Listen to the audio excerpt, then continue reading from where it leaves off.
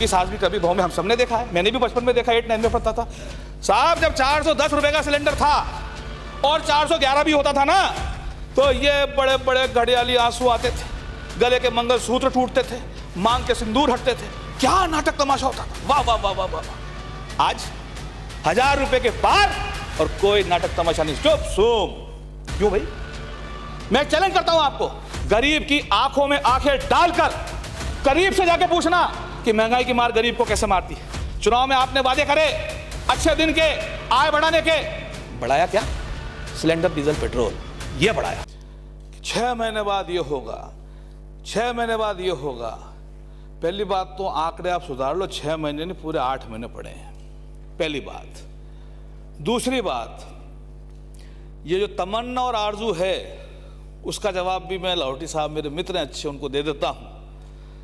देखना तू तमाशा होगा, देखना तू तमाशा होगा, बड़े कमाल का होगा। देखना तू तमाशा होगा, बड़े कमाल का होगा।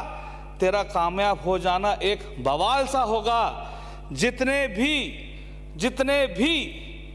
देख रहे हैं तेरी ओर हारने के लिए, तेरे जीत जाने पर इनका क्या हाल होगा ये पता चल जाएगा दिसंबर के अंदर। क्या हाल होगा आज इस सदन के अंदर मैं तो सोचता था, नेता हैं, मंत्री हैं, मैं तो पहली बार आया हूं, मुझे नहीं पता था इस सदन के अंदर भविष्यवाणी करने वाले बड़े बड़े पंडित भी बैठे हैं। ये तो मुझे आज पता चला है। और क्या होगा ये राजस्थान की जनता तय करेगी, आपके तय करने से यहां नहीं होगा। सभापति महोदय, ये जिस तरह से आंकड़ों का जाल बनाने में, बिछाने में, प्रचार करने में एक्सपर्ट हैं, मैं इतना एक्सपर्ट नहीं हूं, लेकिन मेरी आंखें बराबर हैं और चश्मा भी बराबर लगा के रखता हूं। इसलिए क्या हो रहा है क्या नहीं हो रहा है दिखता मुझे बराबर है, इसमें कभी संदेह आप मत करना। आज यहां सामने बैठे वाले मेरे साथी कोसे जा रहे हैं। आज हमारी सरकार इस बजट के अंदर, इस सरकार के अंदर चिरंजीवी योजना लेके आई। इन्होंने आपको सुना, अब आप इनको सुनिए। सुनना पड़ेगा, ढंग से सुनना पड़ेगा। इस सरकार, हमारे इस बजट में हमारी सरकार चिरंजीवी योजना लेके आई। पहले 10 लाख का लेके आई और अब 25 लाख का कर दिया। तो जब आपको इतना ही हमारे सारे आंकड़ों में शक था, तो चिरंजीवी योजना 10 लाख की चली, सफल हुई और तब जाकर उसको बढ़ा करके हमने 25 लाख का किया। दुर्घटना में पहले 5 लाख रुपया दिया, जब चली, सफल हुआ, तो अब उसको बढ़ा करके 10 लाख रुपए का किया। और ये आंकड़ों का जाल जो बिछाते हैं, मैं इसमें ज्यादा नहीं समझता, लेकिन मैं एक वाक्य सुना देता हूं आपको, मेरे सवाई माधोपुर का। सवाई माधोपुर में मेरे आंखों के सामने एक मोटरसाइकिल का एक्सीडेंट हुआ, 2 बच्चे उससे गिरे। गिरते ही एक गाड़ी रुकी, मैं भी रुका, उतर के गया, और एक साथी ने दूसरे से कहा इसको फटाफट लेके जाओ बाजू वाले अस्पताल में। तो दूसरे ने कहा अरे यार प्राइवेट हॉस्पिटल है, इसको तो जिला हॉस्पिटल दूर है। तो वही एक ने क्या बोला, अरे नहीं चिरंजीवी है, ले जा, इलाज हो जाएगा। ये हो रहा है जमीन के ऊपर। और वो अस्पताल भी पहुंचा, इलाज भी हुआ, सर्जरी भी हुई, ठीक भी हो गया, घर भी पहुंच गया, पैसा लगा जेब का, टका भी नहीं। ये देख रही है मेरी आंखें। यहां आप चाहे कुछ ही कहते रहो, सुनते रहो, सच्चाई जो धरातल की है वो ये है। और मैं सभी साथियों को जितने सामने बैठे हैं एक चैलेंज के साथ बात कहता हूं, ये करेंगे तो क्या करेंगे? मैं भी भविष्यवाणी कर देता हूं, जब इतनी सारी भविष्यवाणी हो गई, ये कुछ नहीं करेंगे। जब कभी भी इनका नंबर आएगा 10-20 साल बाद, ये सिर्फ योजना का नाम बदल देंगे। इनकी कलाई इसमें है। अब जैसा कि लावर साहब कह रहे हैं अभी होगा, तो मैं कहना चाहता हूं अभी क्या हो रहा है। इस देश में ग्रामीण महिलाओं के आंखों में आंसू आते थे, चूल्हा जलाते गांव में, हमने देखा आंखों से। उम्र कम है लेकिन गांव में घूमे। उन आंसुओं को पोंछने के लिए सिलेंडर गांव-गांव पहुंचाए गए, और आज उन्हीं महिलाओं के वो सिलेंडर खरीदने में फिर से आंसू आ रहे हैं। और आंसू पोंछने का अगर कोई काम कर रहा है तो हमारी सरकार, गहलोत सरकार कर रही है। उन आंसुओं को पोंछने के लिए पूरे राजस्थान में घोषणा कर दी कि मात्र 500 रुपए में सिलेंडर गांव-गांव, घर-घर दिए जाएंगे। और दावे के साथ चैलेंज करके सदन में कहता हूं, भविष्यवाणी नहीं करता हूं बल्कि चैलेंज करता हूं, अगर हिंदुस्तान में कहीं पे 500 रुपए आप सिलेंडर दे रहे हो, यहां खड़े होकर आप जवाब दीजिए, हिंदुस्तान के अंदर। लेकिन आंसू पोंछने का काम आज की तारीख में अगर कोई कर रहा है तो हमारी सरकार कर रही है। हमारी सरकार आंखों के आंसू पोंछ रही है। चूल्हे के आंसू पोंछने के बाद सिलेंडर का आंसू ला दिया। और जहां तक बची बात झूठे घड़ियाले आंसुओं की, ये तो उसमें कोई शक की बात ही नहीं है। आपके Smriti Irani ji actually TV actress थी। एक्चुअली आप बैठ जाइए, आप बैठ जाइए साहब, प्लीज सुनिए, आप बैठ ही जाइए। आपके तो हमेशा से स्प्रिंग लगी हुई है। मैं जब खड़ा होता आपको सुनते हैं, इनको भी आपकी स्प्रिंग को रखो अपने पास। साहब, स्मृति ईरानी जी केंद्रीय मंत्री हैं, मैं उनका आदर सम्मान करता हूं। मंत्री के साथ साथ टीवी एक्ट्रेस भी नहीं है, क्योंकि सास भी कभी बहू में हम सबने देखा है। मैंने भी बचपन में देखा, 8-9 में पढ़ता था साहब। जब 410 रुपए का सिलेंडर था और 411 भी होता था ना, तो ये बड़े बड़े घड़ियाली आंसू आते थे, गले के मंगलसूत्र टूटते थे, मांग के सिंदूर हटते थे। क्या नाटक तमाशा होता था, वाह वाह वाह वाह वाह वाह। आज 1000 रुपए के पार और कोई नाटक तमाशा नहीं, चुप सूम। क्यों भाई? लेकिन आज अगर कोई जागा तो हमारी सरकार जागी और हिंदुस्तान के अंदर घोषणा कर दी कि 500 रुपए में सिलेंडर देगी तो कांग्रेस पार्टी की सरकार राजस्थान के अंदर देगी। आपको क्या पता है महंगाई कहां जा रही है? लोगों के घरों में सगाइयां रुक रही है महंगाई के चक्कर में। आप सोचते हैं, मैं चैलेंज करता हूं आपको, गरीब की आंखों में आंखें डालकर करीब से जाके पूछना कि महंगाई की मार गरीब को कैसे मारती है। चुनाव में आपने वादे करे अच्छे दिन के, आय बढ़ाने के, बढ़ाया क्या? सिलेंडर, डीजल, पेट्रोल यह बढ़ाया। साथ ही इस बढ़ती हुई महंगाई को और घटती हुई कमाई को देखकर सर मुझे ताज्जुब है और मुझे शक है, कुछ दिनों बाद हमारे जेबों में आधार कार्ड नहीं होंगे बल्कि उधार कार्ड लेके घूमना पड़ेगा इस देश के अंदर। उधार कार्ड साहब, हमारे राठौड़ साहब हैं हाउस में आप जाते जाते वापस आ गए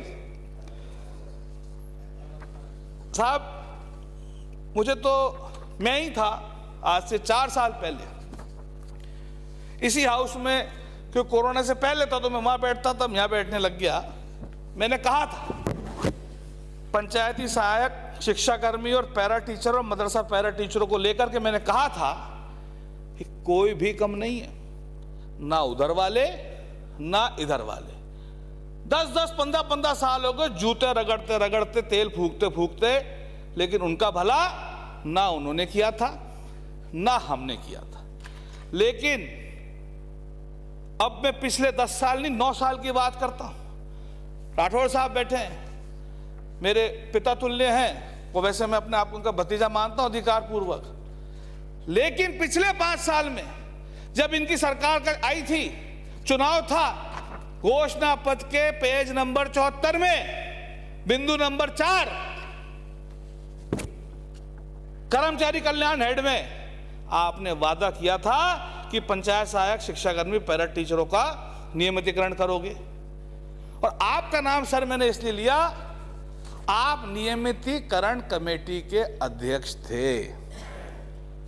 आपने कम से कम 100 मीटिंगें उस कमेटी की करी।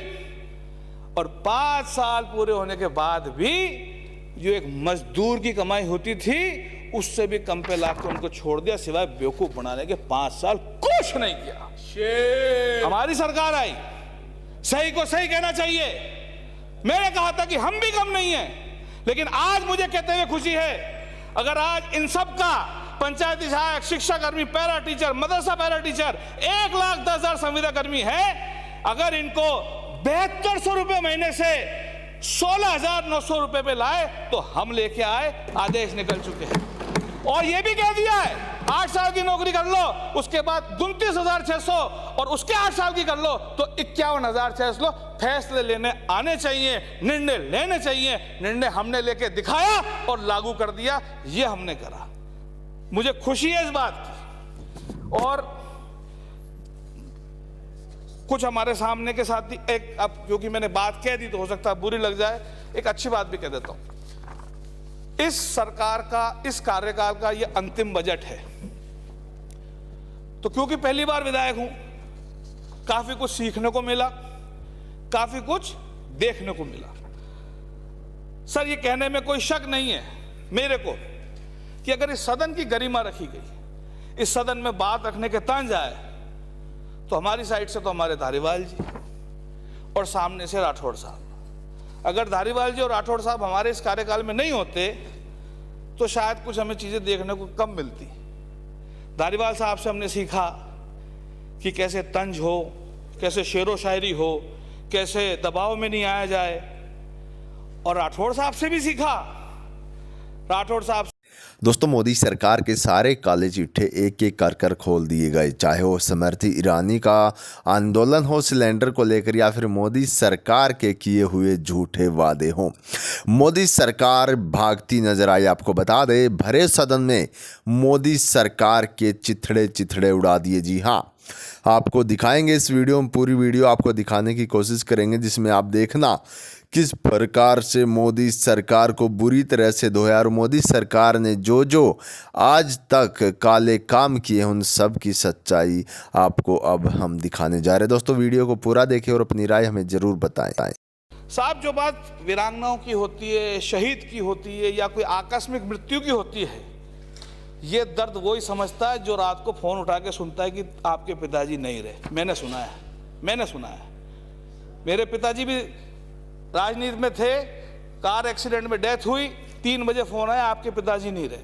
और वही शहीदों के साथ होता है। सरहद पे हिफाजत कर रहे होते हैं देश की, घर पे एक फोन पहुंचता है आपका आदमी नहीं रहा। ये दर्द समझने के लिए, वो दर्द दिल के अंदर समझने के लिए, जब तक वो महसूस नहीं होता, जब तक बीतती नहीं है, ये आप राठौड़ साहब कभी नहीं समझोगे, आपकी पार्टी नहीं समझेगी। और हर तरह से हम हमारी सरकार के फैसले के साथ हैं कि वीरांगनाओं के साथ जो कुछ भी मिले, या तो उनको मिले या उनके बच्चों को मिलना चाहिए। बच्चों को मिलना चाहिए। ये दर्द समझना पड़ेगा। साहब, जहां तक बात, अब ये तो आपने घंटी बजा दी, इसलिए एक बात और कह देता हूं, उसके बाद पूरी करूंगा। रावटी साहब चले गए, बातों बातों में कोविड को ले आए थे कि कोविड में के पहले का बजट, बाद का बजट। कोई कहने में शक नहीं है साहब, ये जितने भी हम यहाँ बैठे हैं, चाहे इधर के या उधर के, इस कोरोना काल में दोनों ही बातें हैं। मेरा दुर्भाग्य भी है और सौभाग्य भी है। दुर्भाग्य तो इसलिए है कि अपने जीवन में कोरोना काल देखना पड़ा, और सौभाग्य इसलिए है कि अपने जीवन में इस कोरोना काल में जनता की सेवा करने का भी मौका मिला। आज इस कोरोना काल में जो सेवा इस सरकार ने, जो सेवा इस प्रदेश के मुख्यमंत्री ने करी, मैं तो समझता हूं और सोचता हूं आप सबको, हम सबको मिलकर सरकार का और मुख्यमंत्री जी का धन्यवाद देना चाहिए। मैं था उस वीडियो कॉन्फ्रेंस में, मैं खुद बैठा था उस वीडियो कॉल में, हम सब बैठे थे साहब। हर एक व्यक्ति से मुख्यमंत्री जी ने उनके हालचाल पूछे। जो कोविड पॉजिटिव होता था, खुद मुख्यमंत्री जी उस एमएलए को मॉनिटर करते थे। और यहां चाहे हम कुछ ही बोले, सच्चाई ये है, जितने भी बैठे सबने मिलकर के एक एक ने धन्यवाद दिया था। मैं उसका गवाह हूं, और झूठ बोल रहा हूं तो मेरी बात को आप काट देना। और अपनी एक बात आखिरी कहते हुए शेर के रूप में कि साहब, मन्नतें तो सब मांगते हैं, आसमान में